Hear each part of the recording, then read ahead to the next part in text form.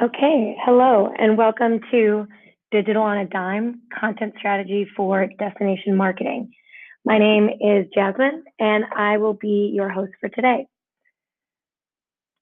Before we get started, I'll go over a few logistics. We will be sending a recording of this out to all registrants afterwards, so keep an eye on your email if you'd like to review anything that we've gone over. You can ask questions throughout that we'll address in a Q&A at the end. So there's a place underneath where you're viewing my screen to send in questions, and your first name will appear when you ask. If there are any issues with sound or any of the visuals, feel free to let me know in the chat off to the side. All right, so a little bit about me. I am your host here, and I'm the Senior Account and Marketing Manager at VAMONDE. I work with our major accounts in destinations around the nation to create their digital strategy as well as mobile strategy when it comes to destination marketing with a focus on content. I also manage a team of content creators that our organization uses to help some of our partners get started. I began here as a narrative strategist, and so my entire time has really been around working with destinations and attractions to really tell their best stories and identify the content that will work best with their visitors.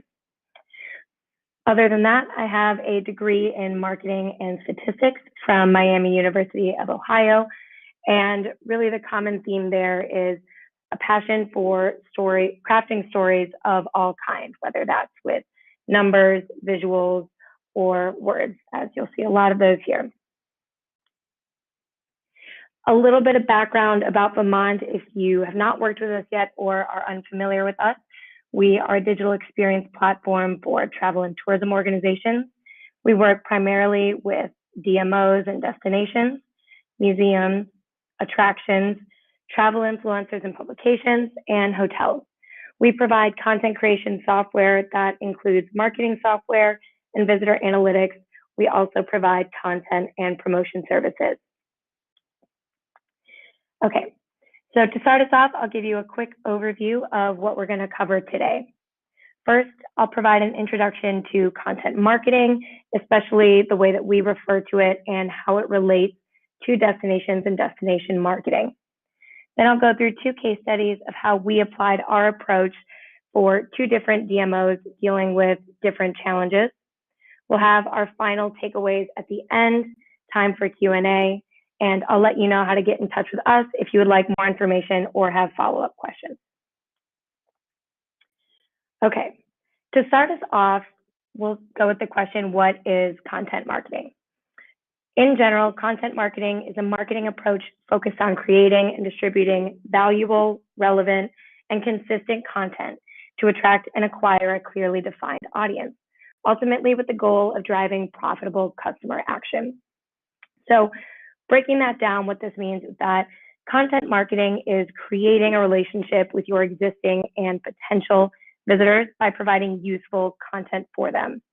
It's an audience-focused approach to marketing, and when done correctly, can reduce your marketing costs and increase your conversion rates up to 3 times what you're experiencing. Rather than promoting your destination or brand, you'll be creating value to gain the trust and build a relationship with your potential visitors, and then you simply attach your brand to that relationship and to that value that you've already provided. Some common types of this that you may already be using are blogs, videos, infographics, your email newsletter, and even if you've started exploring the podcast realm, that will fall under content marketing as well. When you think about content marketing, perhaps the best example, especially you may be familiar with this if you're already working with influencers. The idea is that influencers are successful because they've created the marketplace first, built that relationship, established a high level of trust, and then they can promote and sell either their products or other organizations' products to that audience. Before we continue, I'll just go over a couple of reasons why it's important to either consider content marketing or get started with it if you haven't already. The first and foremost is that you're going to improve the quality and quantity of your leads. In your case, that is potential visitors to your destination. And you're doing that when you build trust. You're going to have more loyal customers, repeat customers, and you can focus and hyper target those ideal visitors. You're also going to improve your organization's ability to learn. It's going to help you build better visitor personas and prepare your organization for the trend of personalized travel. And the final part of this is you're going to save money and improve your ROI. When implemented correctly, depending on the source that you're looking at, content marketing can reduce your costs by more than 60% and give you an increase of 3 to 6 times the conversion rate. It's important to note that there's a difference between content and content strategy. So what we'll talk about today is that importance of not just generating content, but doing it with a purpose. One of the quotes that I really like by Michael Porter, especially as we can relate it to destinations, is that strategy is about setting yourself apart from the competition. It's not a matter of being better at what you do or the best at what you do, but it's a matter of being different at what you do. When you take this idea of focusing on what's unique about your destination and you put strategy behind your content, you're going to have consistency in your output and your messaging, and you're going to be capturing and converting your leads at a much better rate. Okay, so this is going through 2 different case studies, and we'll walk you through how we applied our approach to content marketing for destinations to each of their unique situations. So the first organization I'm going to talk about is Choose Chicago, and the focus here was really creating experiential content for every type of visitor. Choose Chicago is the CVB and DMO for the city of Chicago. Their job is to market the destination to tourists, bring in revenue from hotel stays, conferences, and general tourism activity. In 2018, they shifted to a digital-first web approach with a focus of connecting with people on mobile devices as well as desktop. They also expanded their audience to focus on regional travelers, or from their focus on regional travelers to a much broader scope of national and international travelers. In 2018, after making these changes, they had a record number of tourist visits at just over 57 million. When we began working with Choose Chicago, we were very focused on a few things, primarily their digital visitor experience, and that was on both web and mobile. What you're seeing now is just a snapshot of the website as it was when we began working with them. And the problem was really not a lack of content. It became clear early on that it was too much content without any strategy or focus. So one of the causes of their issues is a pain point common to many of the CVBs and DMOs that we work with, and that is simply your website has too many jobs. You not only have to attract tourists, but you have to attract new members to the DMO, help sell conventions, and facilitate overall trip planning. As you can see here, trying to do this all on one website makes it extremely difficult for an ordinary traveler to find the content that's important to them. And then without a strategy, we also ran into the issue of duplicate content, where they would talk about the same events from prior years, and you end up with information that's inaccurate simply because it was from a year or 2 ago, and you're losing that trust with your audience right away. The effect of that is they're going to go to Google, they're going to go to bloggers, influencers, anybody else to get that information when it's easier to find, and they know that it's always going to be accurate. So our goal here was to help separate the visitor and tourist experience from the site's other main function areas and create experiential content that would help them increase visitation and connect with their potential visitors. So step 1 that we work through with every destination is to know your destination. And I know that I stated earlier that content marketing is an audience first approach. One of the things we like to do is actually think about the destination first when we're working with this unique type of marketing. And that goes back to Porter's view on strategy. We want to make sure that we've identified the voice of the destination and figure out what we can do differently. And most importantly, what stories we can tell with authenticity. In Chicago, they identified 9 pillars of content that they wanted to focus on. Within these 9 pillars, we then decided to create 2 types of content, which we'll refer to often as this T structure here. If you think of the top of the T as this blue box, we're looking at familiarization experiences. That general, your first time in Chicago, top things to do. It's not super in depth, but it covers those main attractions that are unique to your destination. And then you support that underneath with these pillars or columns with in-depth experience.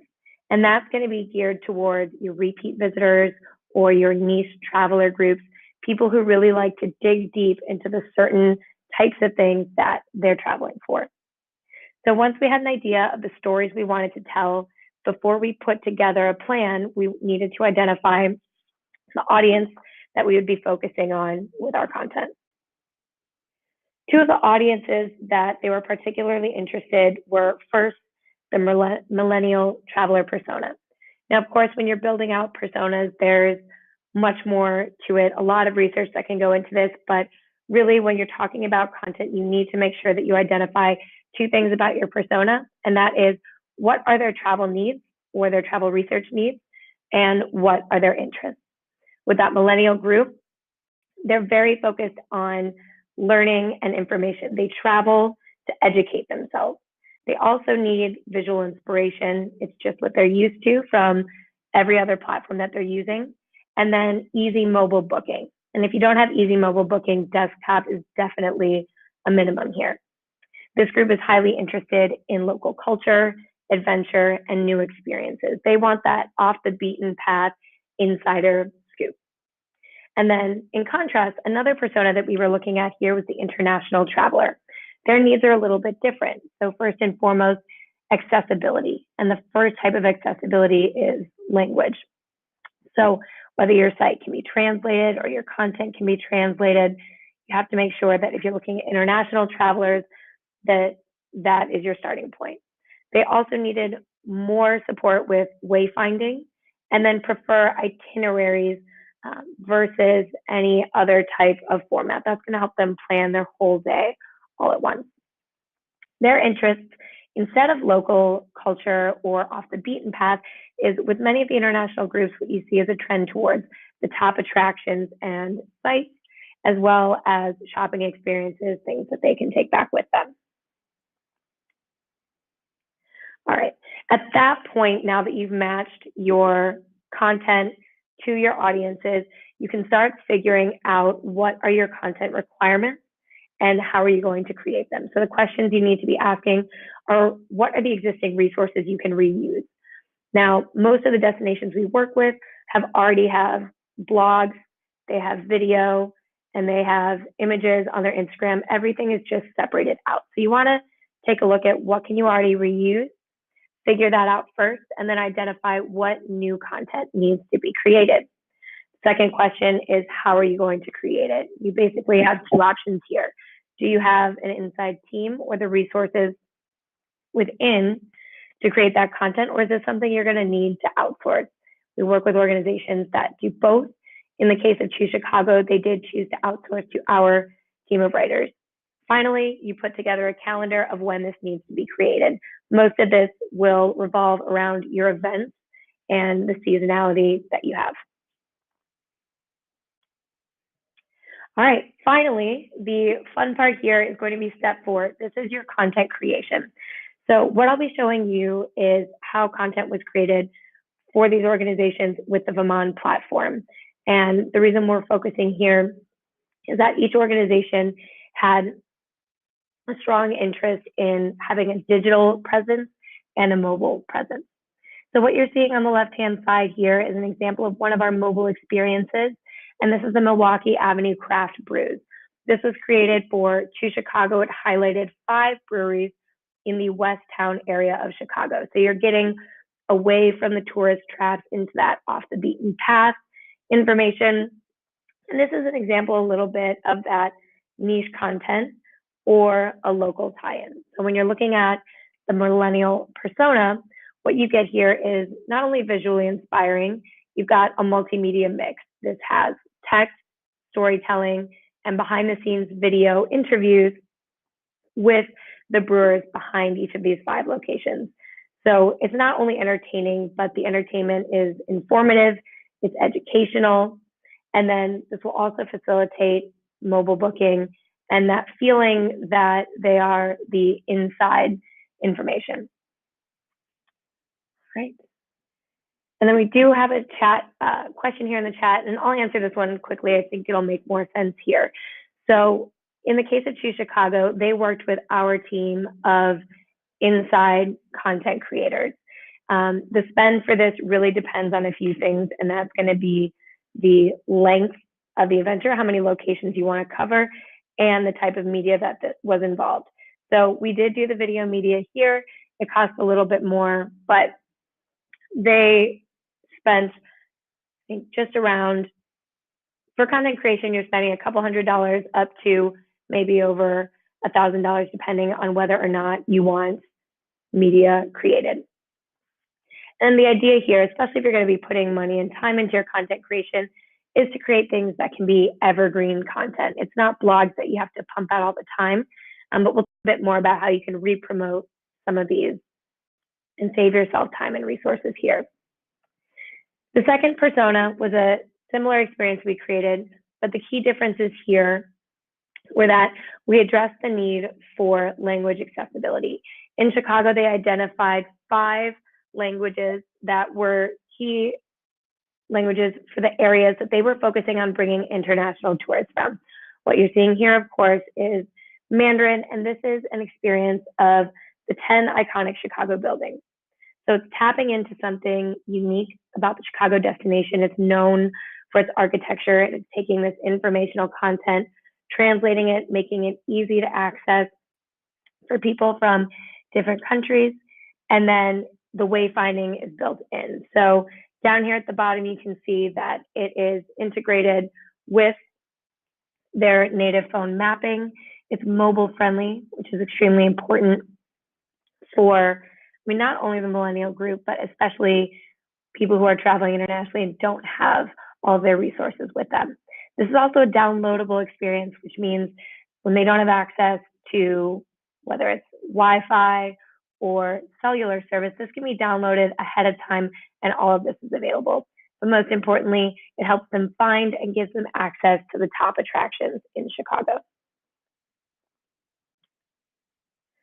All right, so we walked through how we tied content to 2 of the personas there. Of course, the next part, when you're talking content strategy, the marketing part of this is promoting the new content. So the first step we take with all of our organizations, once again, like the content, is looking at what are the existing resources that you can leverage already, some of the work that you've already done. And that's going to be primarily your existing website and your social media. If you look to the right-hand side, this is a screenshot of Choose Chicago's mobile site.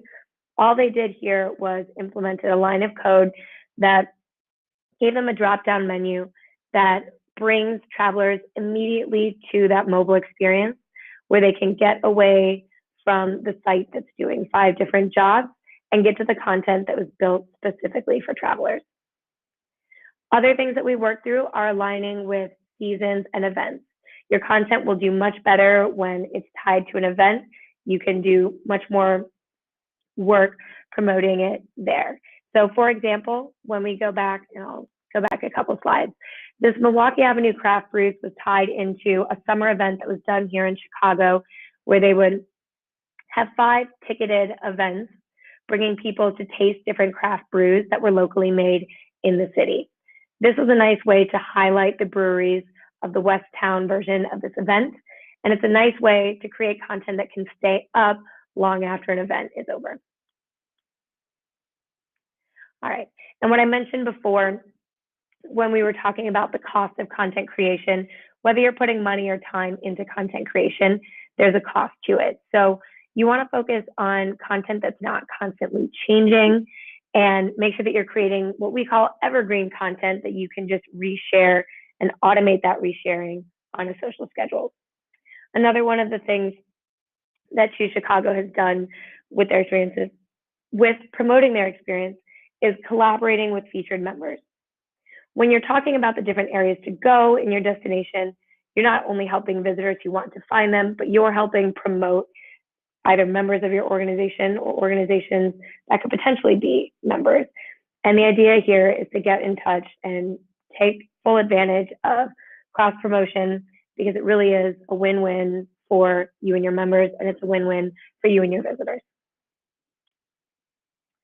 Okay, so now we're going to take a look at content strategy for the One Marketer Show. We're going to use the same approach, but this is for anyone out there who's asking the question or making the comment. Sure, it must be nice when you have a full team to develop content, but if I'm a one or two full-time group, how can I apply this same thing to my organization? So what we're going to be talking about here is the Southernmost Illinois CVB. Southernmost Illinois represents a small region where the major attraction is the Shawnee National Forest and the state park. They also have a lot of unique local wineries, breweries, and barbecues that you'll see more of later. The problem here when we started working with the group is there's one full-time employee at Southernmost Illinois, and she knew she needed to reach digital travelers and wanted to grow awareness for her destination. The current website was little more than a listing page for the members, and it didn't convert well. And if you can see here, she does have a blog which falls under this umbrella of content marketing, but the problem when you're an extremely small team where you don't have the resources is that blogs tend to be inconsistent, not only in how often you're producing these. It is hard to see on this screenshot. There's about one blog post every 3 months, or maybe two blog posts every 3 months here, which is not enough to build a relationship with a potential visitor. But you're also going to see a lack of identity around the destination when it's not hyper-focused and you don't have a plan for your content going forward. And that's very easy for visitors to sense. So you're going to get that higher bounce rate, people looking for someone else who's producing more consistent content or has a more consistent voice around the content. The cause of this, of course, is that there's a small team at the CVB and they could not implement a regular blogging schedule. And then on the other side of this, she did want to explore digital without completely sacrificing the traditional marketing efforts that were working for people within her region. So step one stays the same. You have to know your destination, but when you're a smaller destination, you want to focus on two questions. One, what are the main attractions at my destination? And especially if you're a smaller team, what is the one unique attraction that's going to be bringing people there? You need to be hitting on that in your content no matter what.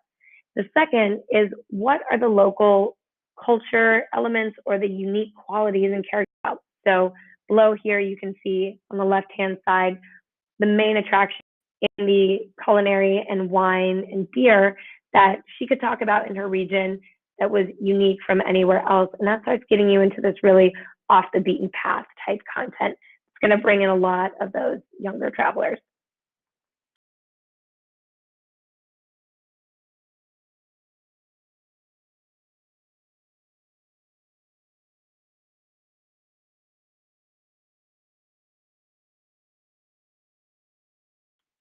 We went through step two again, identifying the audience. In this case, it was much more focused. With digital and mobile, the ideal audience here is going to be that younger millennial traveler.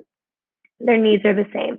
They need education, visual inspiration, and easy access to mobile booking. Interests, once again, off the beaten path, adventure, and new experiences. So if we take a second here to look at these needs and interests for the millennials, we're looking at really high numbers. About 86% want to learn something new about the culture, and 78% just want to learn something new. They're very interested in locally made food, local shopping, and want to feel like they're a part of something larger than them, or that your destination has somehow become a part of their story.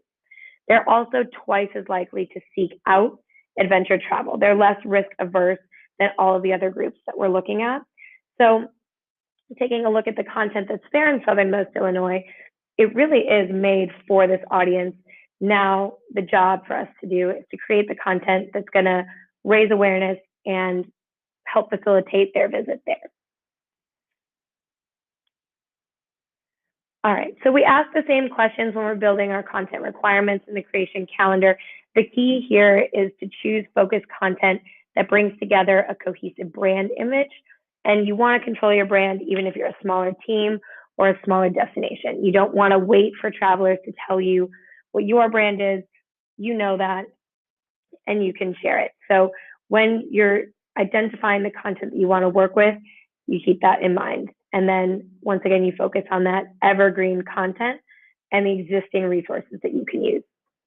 In the case of working with Southernmost Illinois, this one-woman team also did not have the budget to outsource content.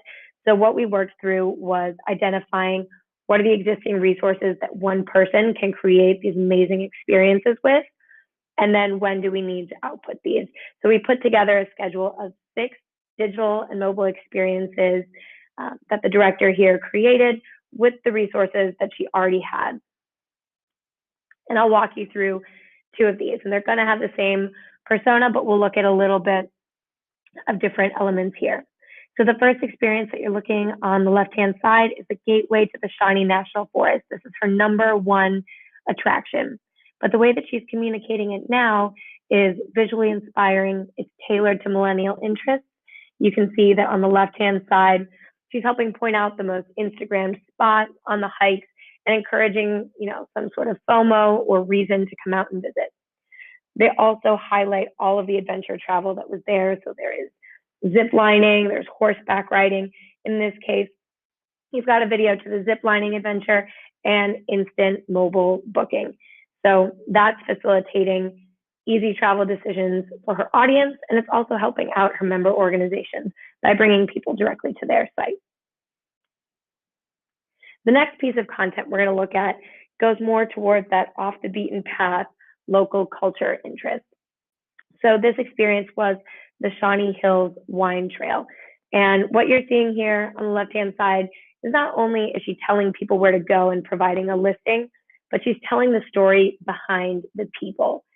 When in doubt, if you have a story about local people to tell, that is going to be what any traveler cares about, is interacting and learning more about the local culture, and your local culture comes from your people. So we have this story of a couple who started as a cafe, eventually grew this to be a winery. And on the right-hand side, now this is educational in an engaging way. You've got this grid of amazing photos, but it's talking about how the wine's produced, the grapes that are there, the seasonality.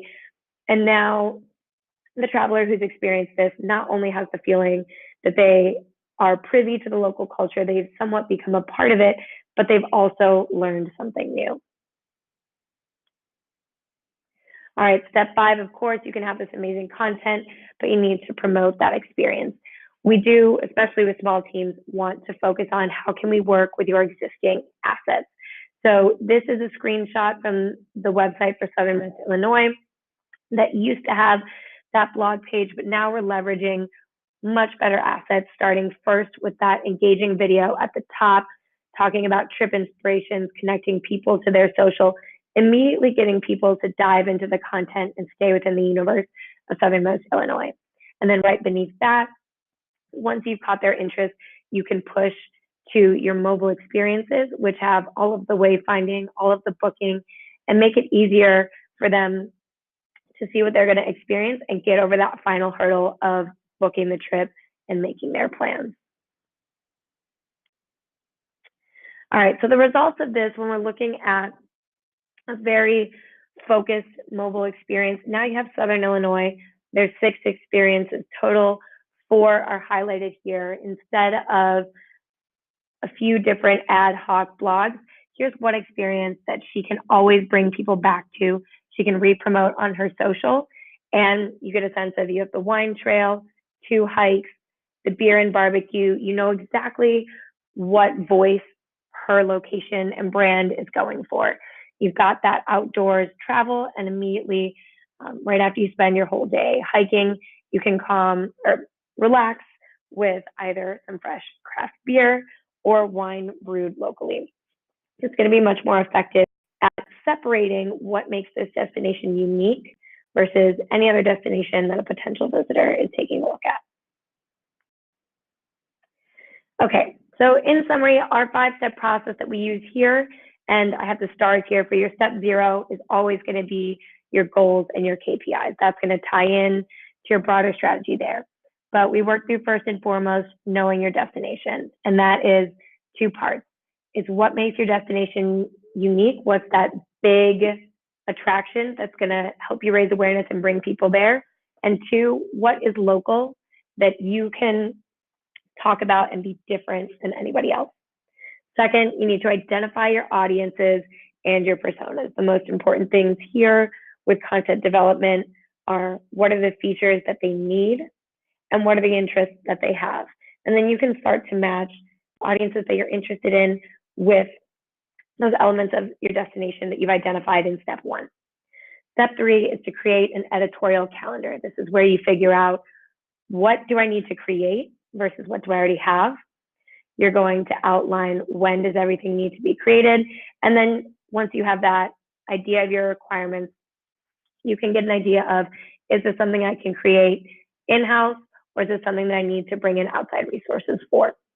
Fourth, this is the most fun part, no matter what type of content you end up creating, whether it's a digital experience, a mobile experience, video blog.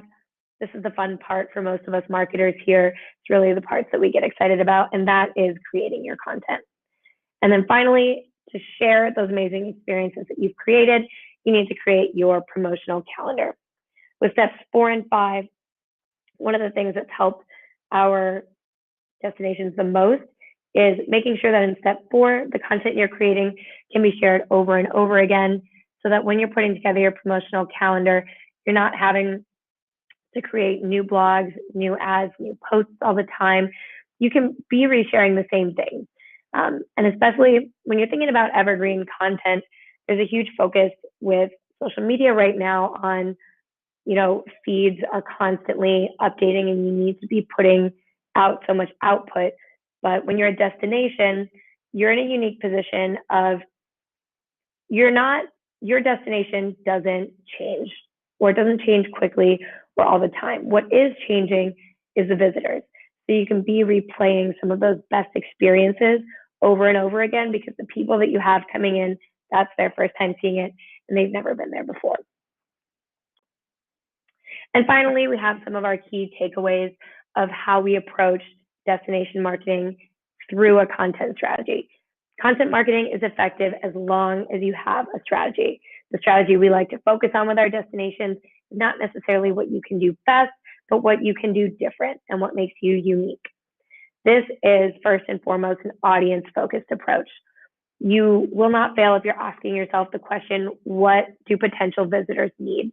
And sometimes that's the ability to book things, and sometimes that's they need to know what there is to do there and what makes your location amazing. And with that, your goal is always going to be building value and trust with your ideal visitor. And then you can go back in and start attaching your brand and your destination to that. All right, so this is the point where I can answer any specific questions that someone has. I know we did have one come in through the chat, but it looks like for the most part, we don't have any questions. In that case, thank you very much for attending. I appreciate your time and you sticking with us. Keep an eye out for the recording in your email. You'll get that sometime today. If you do have questions that come up that you don't want to ask right now, you can email me at jasmine@vamonde.com. We're also happy to do demos of the software if you're interested in creating some of the experiences that are similar to what you've seen today. But I'm happy to answer any open-ended questions that don't necessarily have to do with what we're doing. If you're curious to learn more about what VAMONDE does, the best place to go is info.vamonde.com/cities if you are a DMO or a destination. Check one more time in the questions, but that is all. Thank you so much for your time. Keep an eye out for the recording and have a wonderful rest of your day.